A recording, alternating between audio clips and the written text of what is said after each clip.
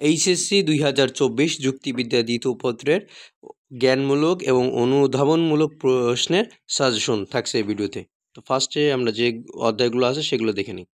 তো প্রথম যে অধ্যায়টি সেটি হচ্ছে যৌক্তিক সংজ্ঞা, দ্বিতীয় হচ্ছে যৌক্তিক বিভাগ, তৃতীয় অধ্যায় আরোহ প্রকারভেদ, চতুর্থ অধ্যায় প্রকল্প এবং ষষ্ঠ অধ্যায় ব্যাখ্যা। এখানে অধ্যায় আছে 5টি, এই 5টি থেকে 11টি সৃজনশীল আসবে এবং উত্তর দিতে হবে 60টি।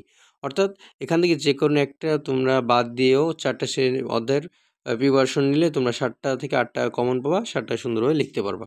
প্রথম অধ্যায়ের জ্ঞানমূলক প্রশ্নের সাজেশন। 1. যৌক্তিক সংজ্ঞা কি?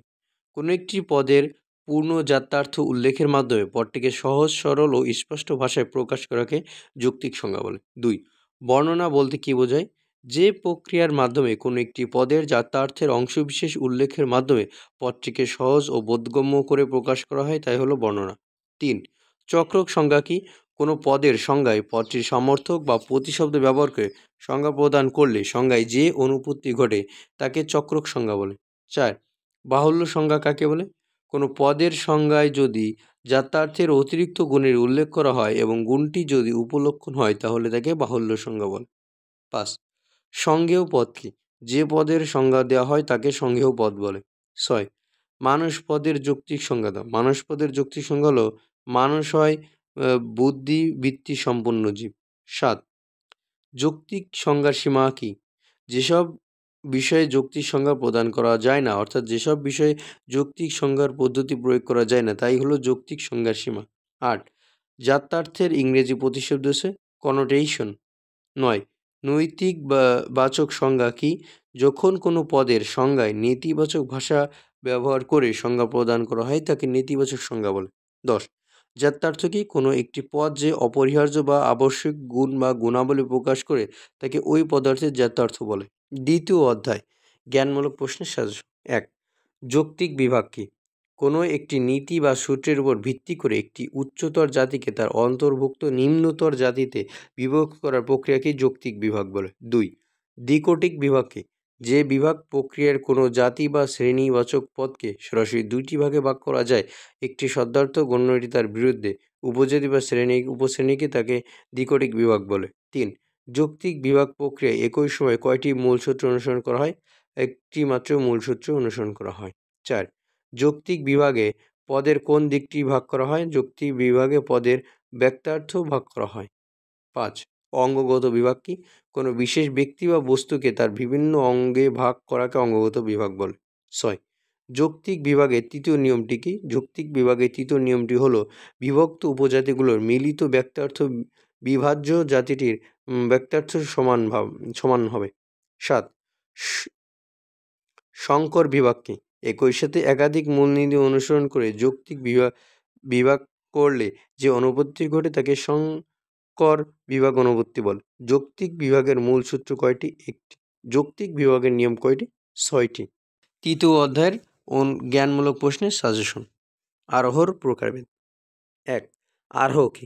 বিশেষ বিশেষ দৃষ্টান্তের পর্যবেক্ষণ থেকে সার্বিক সংশ্লেষক সিদ্ধান্ত প্রতিষ্ঠার প্রক্রিয়াকে আরোহ বলে। 2. প্রকৃত আরোহ কত প্রকার ও কী কী? প্রকৃত আরোহ 3 প্রকার। 1. বৈজ্ঞানিক আরোহ। 2. অবৈজ্ঞানিক আরোহ। 3. সাদৃশ্য অনুমান। 3. অপ্রকৃত আরোহ কি? যেসব আরোহের মধ্যে আরোহের মৌলিক বৈশিষ্ট্য আরোহত্মক উৎফুল্লন বিদ্যমান থাকে না তাকে অপ্রকৃত আরোহ বলে। প্রকৃত আরোহ কি? যেসব আরোহের মধ্যে আরোহের মৌলিক বৈশিষ্ট্য আরোহত্মক উৎফুল্লন বিদ্যমান থাকে তাকে প্রকৃত আরোহ বলে। 5. অবৈজ্ঞানিক আরোহ কি? যে আরোহের কার্যকরণ সম্পর্ক ব্যতীত অনুকূল দৃষ্টান্তের অবাধ অভিজ্ঞতার ভিত্তিতে সিদ্ধান্ত প্রতিষ্ঠা করা হয় তাকে অবৈজ্ঞানিক আরোহ বলে। 6. আরোহর মূল বৈশিষ্ট্য কি? আরোহর মূল বৈশিষ্ট্য হলো আরোহত্মক উৎফুল্লন। 7. সাদৃশ্যমূলক অনুমান কি? যে আরোহ অনুমানে দুটি বস্তুর মধ্যে কতিপয় বিষয়ে সাদৃশ্য লক্ষ্য করে তাদের মধ্যে নতুন কোনো বিষয়ে সাদৃশ্য অনুমান করা হয় তাকে সাদৃশ্যমূলক অনুমান বলা হয়। 8. বৈজ্ঞানিক আরোহ কি? প্রকৃতির নিয়মানুবর্তিতা নীতি ও কার্যকরণ নিয়মের উপর নির্ভর করে বিশেষ বিশেষ দৃষ্টান্তের পর্যবেক্ষণ থেকে সার্বিক সংশ্লেষক সিদ্ধান্ত প্রতিষ্ঠার প্রক্রিয়াকে বৈজ্ঞানিক আরোহ বলে। 9. কার্যকরণ নিয়ম কি? জগতের প্রতিটি কার্যকরণ আছে এবং কার্য ও করণের মধ্যে অনিবার্য সম্পর্ক বিদ্যমান এমন নীতিকে কার্যকরণ নিয়ম বলে। 10. যুক্তির সাম্যমূলক আরোহ কি? যে যুক্তি দিয়ে একটি সার্বিক বাক্যের অন্তর্গত একটি বিশেষ দৃষ্টান্তকে প্রমাণ করা যায়, সেই একই যুক্তি দিয়ে সমযোজিত অন্য দৃষ্টান্তে প্রমাণ করা যায়, এরূপ যুক্তি ক্রিয়াকে যুক্তি সাম্যমূলক আরোহ বলে। 11. আরোহত্মক উল্লস্ফন। আরোহত্মক উল্লস্ফন বলতে আরোহের মৌলিক বৈশিষ্ট্যকে বোঝায়, যার মাধ্যমে আরোহ অনুমানে জ্ঞাত থেকে অজ্ঞাত গমন করা হয়। সাদৃশ্য অনুমান কত প্রকার? 2 প্রকার। চতুর্থ অধ্যায়, প্রকল্প। 1. প্রকল্প কি? কোনো ঘটনার কারণ অনুসন্ধানের জন্য প্রাথমিকভাবে যে আনুমানিক ধারণা করা হয় তাই হলো প্রকল্প। 2.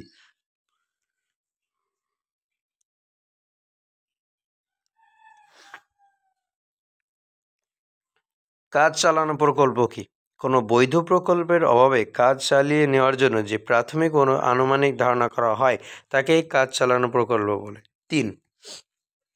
আরোহ সমন্বয় কাকে বলে? কোনো ঘটনার জন্য গৃহীত প্রকল্প দিয়ে যদি সংশ্লিষ্ট ঘটনাকে ব্যাখ্যা করা ছাড়াও অন্যান্য ঘটনাকে ব্যাখ্যা করা যায় তাকে আরোহ সমন্বয় বলে।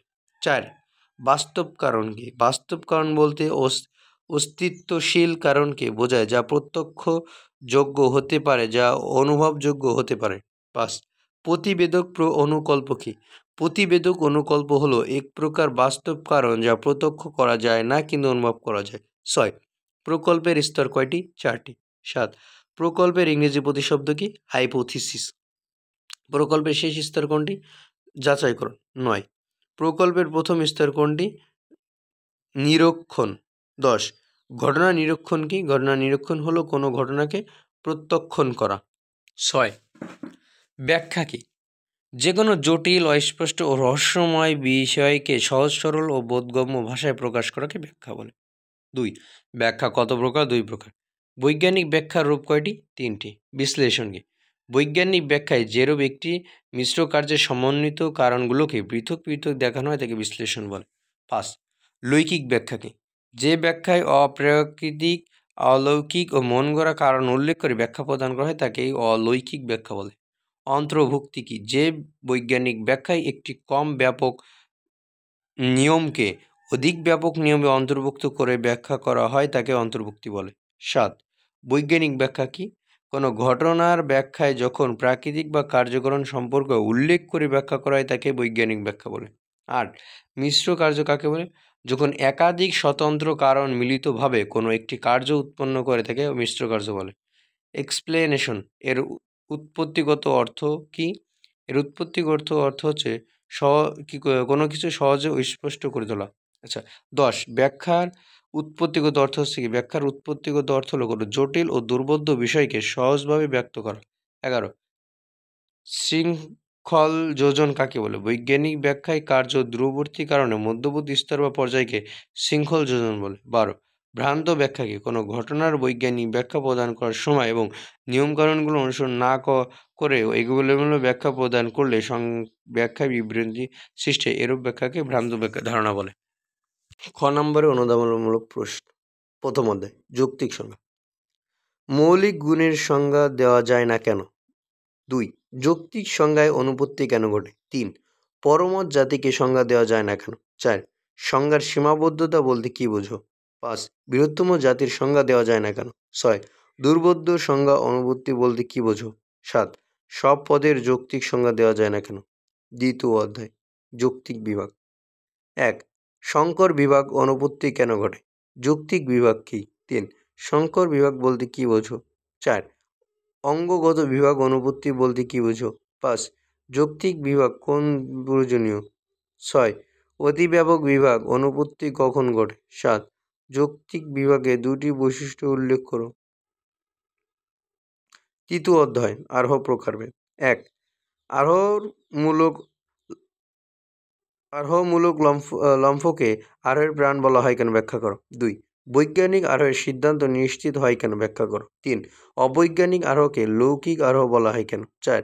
অপ্রকৃত আরোহকে প্রকৃত আরোহ বলা হয় কেন? ব্যাখ্যা করো। 5. অবৈজ্ঞানিক আরোহের সিদ্ধান্ত সম্ভাব্য হয় না কেন? ব্যাখ্যা করো। 6. কার্যকরণ নীতি ও আরোহকে কার্যকরণ নীতি আরোহে দরকার হয় কেন? ৭ বৈজ্ঞানিক আরোহের সিদ্ধান্ত কেন সার্বিক হয় ব্যাখ্যা করো।